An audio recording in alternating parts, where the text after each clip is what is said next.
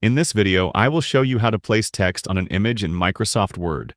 You can follow these straightforward methods, applicable for both the desktop and online versions of Word. Let's get started.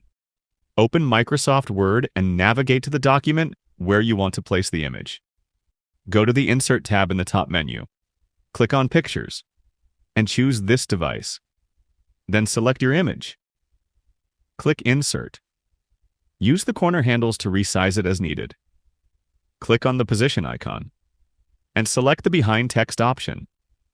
Alternatively, go to the Picture Format tab and click Wrap Text. Then select the Behind Text option. Now you can move your image and place it wherever you want. Go to the Insert tab again and select Word Art. Choose a style from the drop-down menu. Now type your text. Select your text and drag it to your preferred position. Click on the text box and hold down the Control key and click on the image to select both the image and the text. Right-click with your mouse and select Group.